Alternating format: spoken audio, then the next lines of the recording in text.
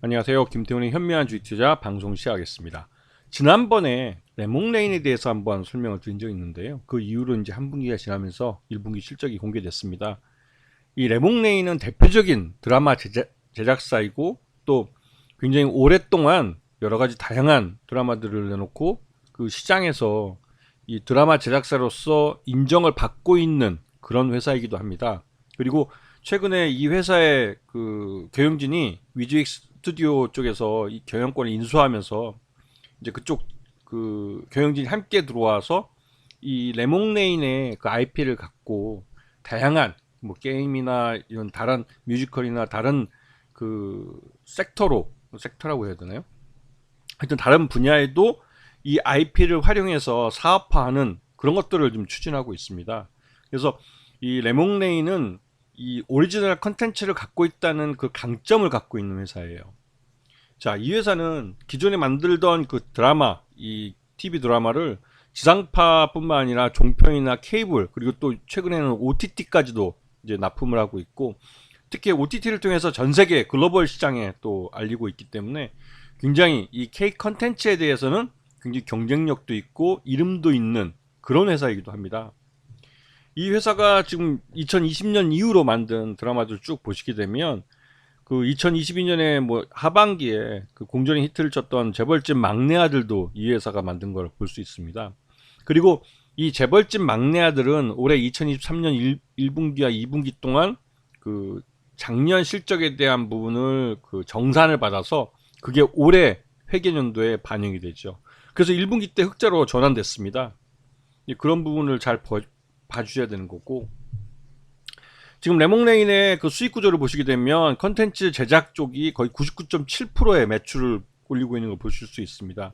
아직은 다른 분야에 대해서는 수익성이 좀 떨어지고 있지만 이 OST나 이런 부분들을 키우려고 계속 노력을 하고 있죠. 그리고 이 회사가 주요 매출처를 갖고 있는 것 중에 이제 재벌집 막내 아들 문화산업 전문회사라고 해서 PF처럼 따로 별도의 그 법인을 만들어서 이 법인을 통해서 이 IP를 소유하는 그런 구조로 이번에 그 이 재벌집 막내 아들이라는 것을 드라마로 제작해서 이제 방영을 했죠. JTBC인가요? SBS인가? JTBC인가? JTBC인 것 같습니다. 근데 이 재벌집 막내 아들이 굉장히 성공하면서 이러한 그 웹소설이나 웹툰들을 오리지널로 해서 이런 드라마로 제작하는 영상화하는 이러한 것들이 시도가 많이 일어날 것 같아요. 그런 것들이 왜냐면 이미 웹소설이나 웹툰으로 인정을 받은 기존의 팬들이 있는 그래서 기본적으로 시청률이 나오는 드라마를 만들 수 있기 때문에 그리고 이렇게 우리나라에서 성공을 한 컨텐츠는 전 세계적으로 OTT를 통해서 비싸게 팔릴 수 있기 때문에 그러한 부분에서 굉장히 레몽레인은 수익성이 굉장히 개선될 수 있는 그런 여지가 있는 회사죠.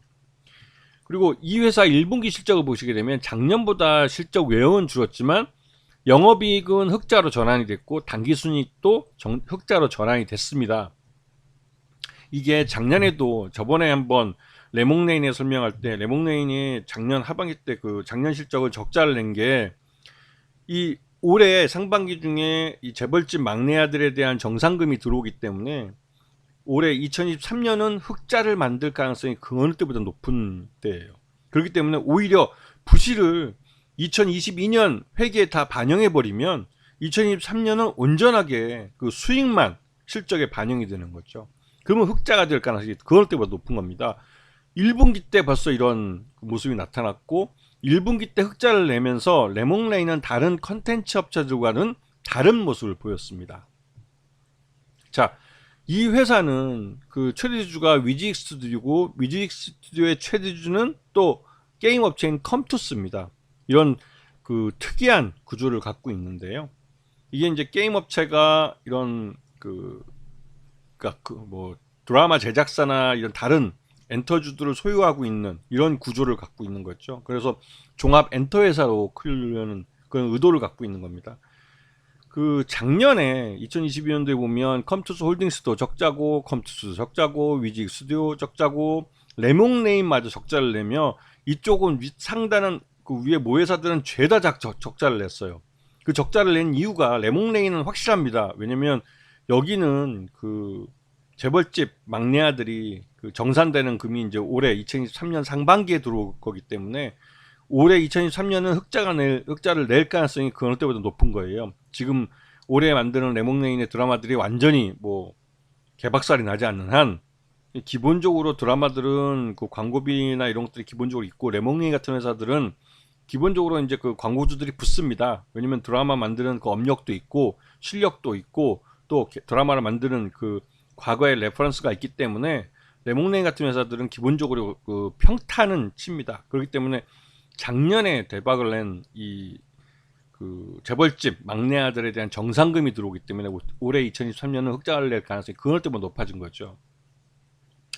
주가를 보시면 작년 하반기 때 그 재벌집 막내 아들 때문에 주가가 급등했다가 그 2022년 실적을 적자로 되면서 주가가 흘러내렸고, 그 이후에 그 재벌집 막내 아들의 정상금이 들어오면서 올해 1분기부터 해서 이제 주가가 이제 어느 정도 회복세를 나타내기 시작했죠. 그리고 그게 2분기인 요번에 본격적으로 주가에 반영되고 있는 모습입니다. 그래서 1분기 레몽레인의 실적을 기준으로 봤을 때 적정 주가는 한 28,000원 정도 평가되기 때문에 지금 현재 24,000원대 주가는 확실하게 저평가 구간에 있는 것이고, 그렇기 때문에 매수가 유입되면서 주가를 끌어올린다고 볼 수가 있습니다.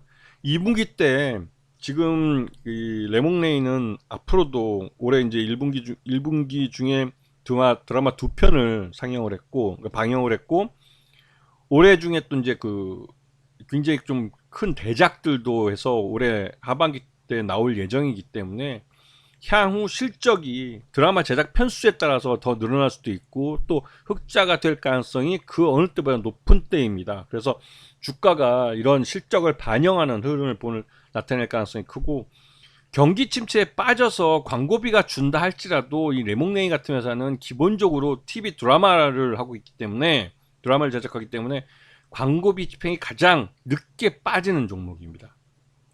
기업들도 TV 드라마에 대한 이 인기 드라마에 대한 이 광고는 그 경기 침체에서도 그러니까 광고 효과가 있다는 걸 알기 때문에 맨 늦게 줄이게 되는 거죠.